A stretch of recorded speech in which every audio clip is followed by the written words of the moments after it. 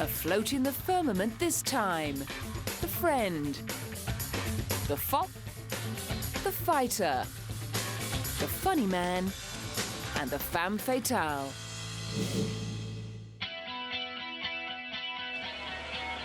Like Nicole Kidman before her, Jennifer Aniston has discovered that nothing lifts an actor's career like a highly publicised dumping. Although her film career had begun to catch light in the latter stages of her marriage to Brad Pitt, it took rumours of a split to really fan the flames. Confirmation of those rumours, coupled with humiliation at the hands of another woman, worked like a Molotov cocktail, and Jennifer's crossover from small to big screen was complete. But you forgot your money and someone else offered to buy a ticket for you. I'll pay for him. The year 2005 brought with it 2 leading roles in 2 major movies. The first was the suspense thriller Derailed, seemingly about the terrible price 2 desperate people pay for jumping into a secret affair. That's the difference between $5 or $10, man. Never mind. I bet you $20. The object of her character's lust was English heartthrob Clive Owen, who only had lovely things to say about her. She's incredibly sort of resilient, strong, and lovely and grounded with it all. I mean, I think most of us would crumble under that sort of pressure, but she's really fantastic and admirable. At last, she was beginning to unload the cute girl next door image she supremely embodied for 10 years in the sitcom Friends, which won her a Golden Globe and an Emmy Award. She had originally been asked to audition for the part of Monica, but managed to convince the producers she was much more suited to the part of Rachel. Oh, sorry. Hey, Oh, gosh. Oh, yeah.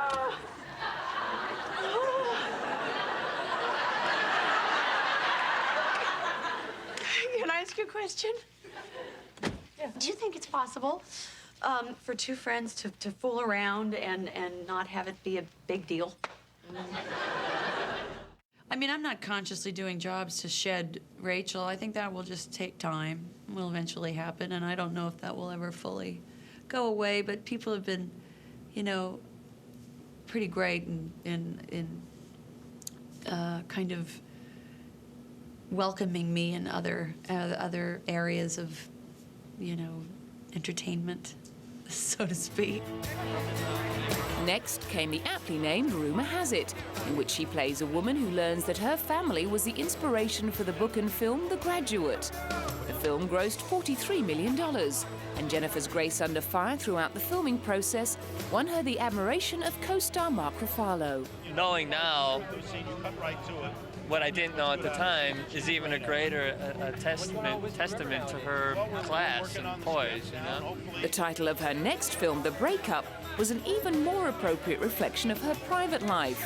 In fact, producers of the film were reported to have thought twice about offering Jen the part in the unromantic comedy, coming so closely on the heels of her split. It was interesting. It's kind of like, but then you kind of go, well, you know, nothing happens for you know, by mistake. I thought, well, timing is everything, so it's the reason that this came into my life. After 2 years together, The Breakup rocketed to #1 in the US and spawned a romance between Jennifer and her co-star Vince Vaughn. You just said that you want me to. You got 3 lemons. Okay, well, what my baby wants, my baby gets. No, but I wanted 12. Baby wanted 12. Why do you want 12? Because I'm making a 12-lemon centerpiece. So no one's even gonna eat the lemons? You're suggesting to me that these are just show lemons?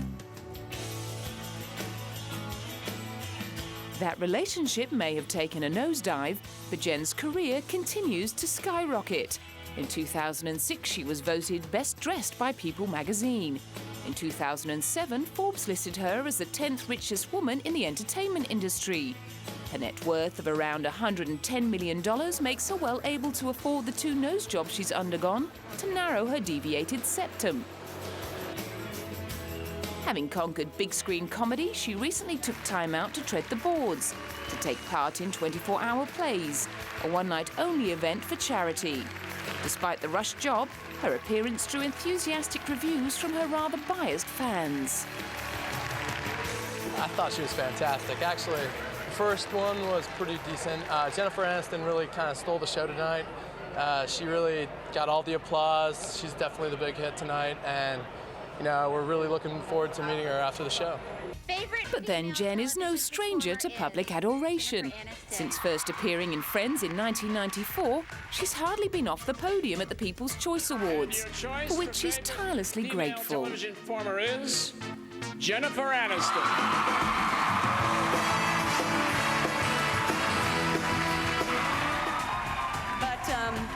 I have an amazing cast that I am so fortunate to work with, and I'm just, oh, thank you.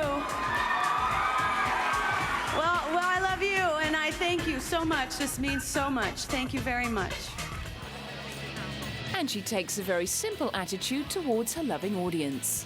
I want them to have just had a really good time. That's all. Nothing too crazy and deep.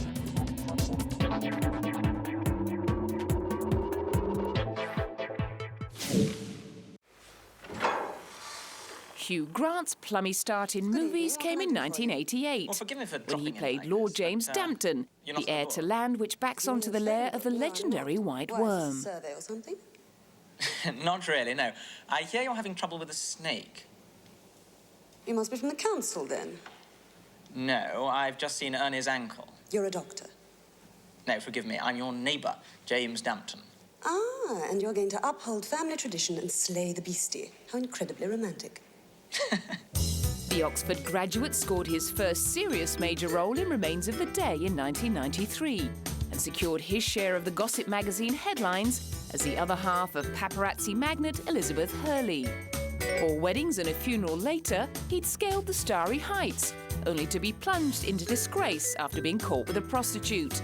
Liz stuck by him, but the pair split in 2001. He bounced back with 2 more hits by the writer of 4 Weddings, Richard Curtis.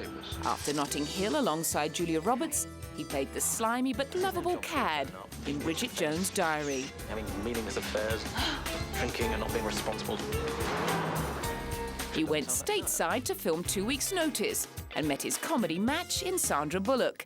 The 2 stars apparently spent much of their time giggling helplessly. I can bring the energy on any set down if I really try, because I'm so kind of neurotic and tense. But Sandy achieved a remarkable feat of actually relaxing me, and I very nearly enjoyed making the film, which is unheard of for me. Praise indeed from a man who admits he enjoys the partying more than the acting when he makes a movie. He was lured back to familiar territory the following year with another Richard Curtis script, Love Actually. In typical Hugh Grant style, he rather undersold the film's virtues. I don't know. I mean, I really hope it'll be a success. The films that Richard's written, 4 Weddings and a Funeral, Notting Hill, Bridget Jones, have all done incredibly well in Germany. Maybe this one will be different, but I really hope it'll do well. And I got a good vibe off the journalist today. And to get a good vibe off journalists is very rare. Known for his lightning wit and self-deprecating humour, he was rumoured to have ad-libbed some of the film's funniest lines. You have this kind of problem? Yeah, of course you did, you saucy minx. The film must have hammered home a pertinent message. The next year, one of the world's most eligible bachelors was finally hooked by Jemima Khan. Well, I have taken a long time to settle down. I can't pretend that I haven't. But my life is very nice now. I'm sorry to be a bore, but I don't really want to tell you any more than that. But it's very nice now, yeah. Not that he's through with playing around on screen. In romantic comedy, music and lyrics, he stars alongside Drew Barrymore as a washed-up singer who's given 2 days to compose a chart-topping hit for an admiring teen sensation.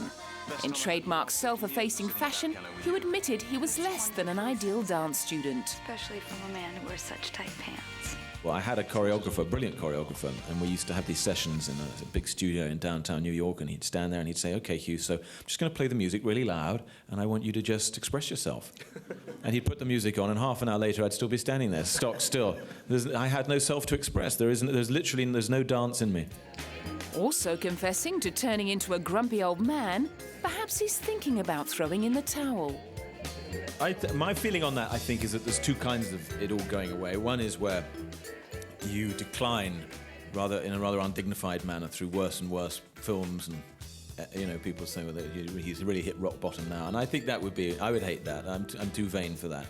On the other hand, I think if you just give up when you're still, relatively speaking, doing all right, I think that has some dignity.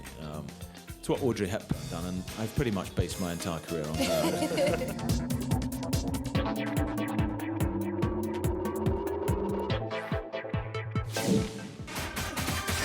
No wonder Jackie Chan runs, jumps, fights and drives so fast, he doesn't have time to hang around.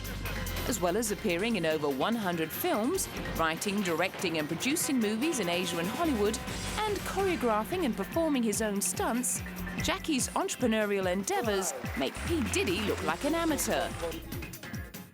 I do so many business. I have a shoes business, my clothing business. All the clothing belongs to Jackie Chan. And even the shoes and socks, underwear, watch, glasses. And even I have my own car, Jackie Chan design. I have so many business. You know, it's just one of my hobby. But still, the movie is my main business.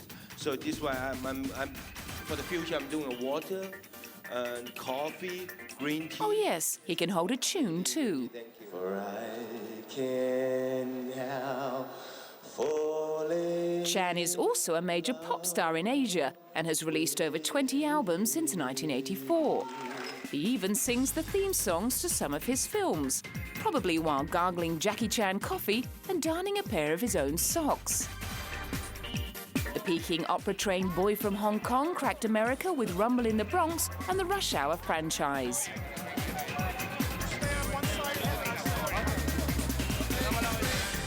He holds the Guinness World Record for most stunts by a living actor and has suffered so many injuries that no insurance company will underwrite a film in which he performs all his own stunts.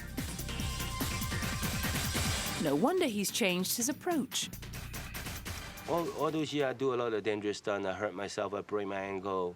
Then what I'm learning is more experienced and more clever. And later on, I find out the audience is not just looking, wow, see Jackie Chan doing some stunt. Yes, I'm doing some stunt, but right now I'm doing a clever way. The clever way is stunt, tricky. Sometimes the movement, I do a small stunt like go under the table, comes up, one shot. It's more difficult doing a jump from the airplane. You know, jump from the airplane, you just jump. Sometimes you behind me, under the table, coming to the chair, moving around, and sometimes that's more difficult. Then I realized the audience right now, they like to see I'm choreograph all the fighting scene. Fighting sequence. They like to see what I'm used, the things around me, and they want to see how I use a pineapple. They want to see I use the lemon. These kind of the things.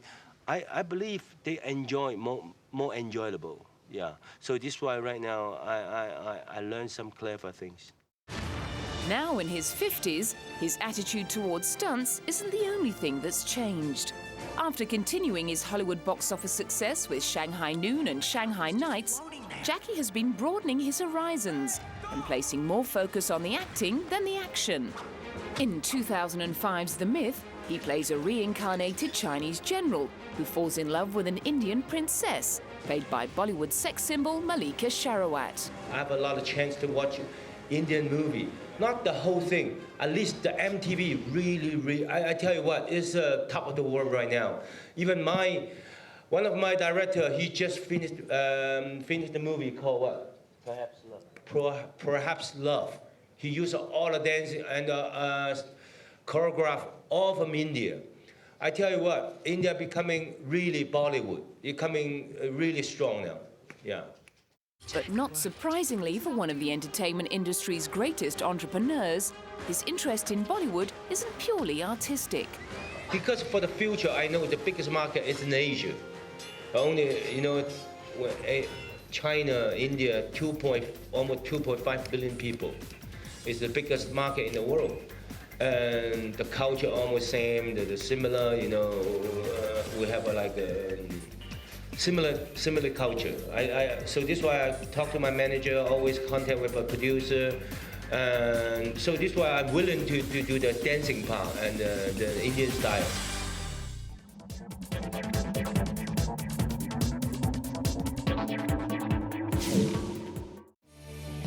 Winning the first ever Grammy Award in the rap category with childhood friend Jeffrey DJ Jazzy Jeff Towns in 1988 may have brought Will Smith critical acclaim. But he was nearing bankruptcy 2 years later when NBC signed him to star in a sitcom built around his own life.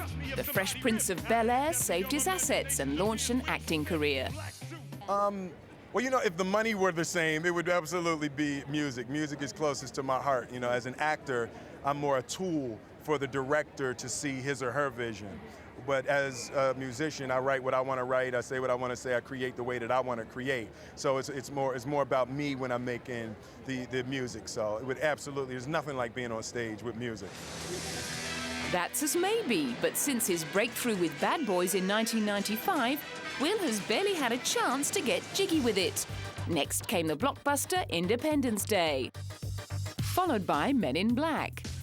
He nearly passed up the role, but second wife Jada Pinkett Smith twisted his arm. But where was Jada 2 years later, when he turned down the part of Neo in The Matrix in favour of playing Captain James West in the box office bomber Wild Wild West? You my poser when I want equality. Want me to go somewhere and fight for you? You won't even. In the year 2000, he took on the heavyweight role of Muhammad Ali, which won him an Academy Award nomination. In the same year as fellow African-Americans Halle Berry and Denzel Washington also received nods. Not that he's motivated by an award. You can't allow an award to be the validation of your work. I think that Halle's work, Denzel, and my work was a good work this year. I think that we all just want to be judged as human beings. But, on the other hand, I try to tell y'all I woke up every day. I woke up every single day. I said I got to get me one of them MTV awards. You never can have too many accolades. You know, you enjoy it. It's one of those times in my life where everything is going right, and I've learned to just enjoy it, have a good time, soak it up, because one day it won't be going so well. But things continue to go well with Bad Boys 2, earning him $20 million plus 20% of the film's gross.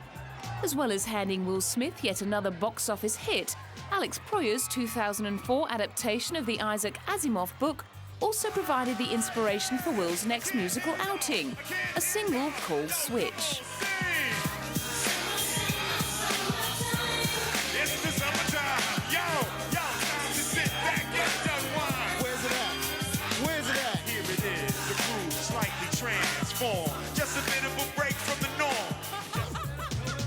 In the romantic comedy Hitch, he got to put his own hard-learned pickup skills into action, playing a New York City date doctor who earns a crust, helping clueless suitors brush up on their amorous approaches.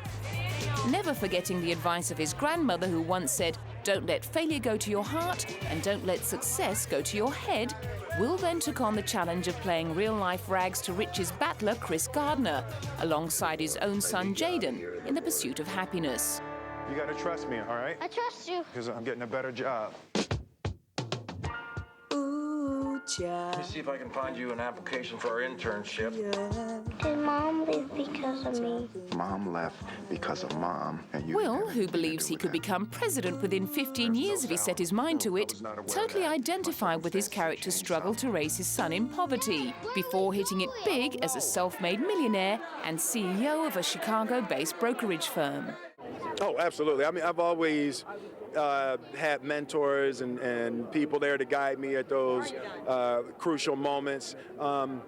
It's something, and that's what's so amazing to me about Chris Gardner's story. This is a man who almost had nobody.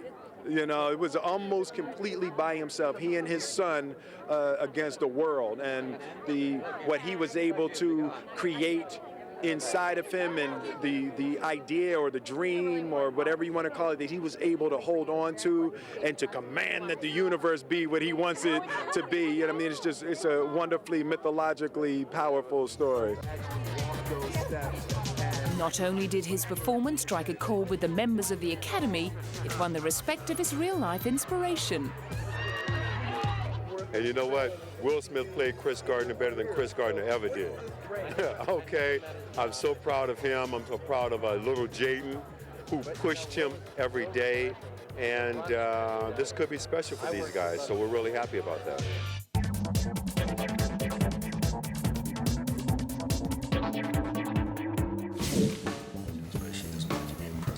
Her on-screen alter egos may be more recognised for their physical attributes than their intellectual capabilities, but Sharon Stone is so much more than a pretty face. So, is this where we're gonna do it? Outstripping her classmates at high school in Pennsylvania, she enrolled at university at the age of 15 and has an alleged IQ of 154. Unfortunately, her superior intelligence has not always served her powers of discernment when it comes to recognising a good script. Well, you know, very rarely do you find a script that's extraordinarily well written, and I think particularly in the noir category, because noir has a slightly B-ish flavor anyway, so to have it tight and well written enough that it is an A film is an unusual thing. So you have to look and look to find a really good one, and this just happens to be a good one. Or was it? 2005's long-anticipated Basic Instinct sequel not only drew derision from critics, it bombed at the box office and earned Golden Raspberry nominations in almost every category, including Worst Screenplay and Worst Actress. The original film in 1992 had signalled the end of Sharon's long and arduous trek to the top, which had begun 12 years earlier when she gave up modelling and moved to New York. A detective. Far from being the producer's first choice to play the coke-snorting bisexual serial killer in Basic Instinct, she reportedly only scored the part of Catherine Trammell after 13 other actresses, including Gina Davis, Meg Ryan and Julia Roberts, had turned it down. In 2004, fashion house Christian Dior signed her up as the face of its skincare line. And what does it feel like to be the new face of Dior? Very exciting. He knew what was style, and he knew what made a woman pretty. And I don't think that's changed from 1947 until now. I think we think about Dior and we think pretty. Whether we think of Audrey Hepburn in Funny Face, we see the word Dior and we think pretty. Frequently seen as a role model for the gracefully aging woman, she has vehemently denied ever going under the plastic surgeon's knife and is cryptically adamant that beauty is about being comfortable with yourself. I think that beauty is a garden. And I think that, you know, you want to see a tropical flower and you want to see a white rose. And you want to see a beautiful purple flower and you want to see a cactus. There's every kind of beauty in the garden. And we all have to be who we are. And that's what's beauty. After being married and divorced twice and romantically linked to Dwight Yoakam and Christian Slater, her considered advice is never have sex with anyone who has more problems than you do. She's also been quoted as saying, women might be able to fake orgasms, but men can fake whole relationships.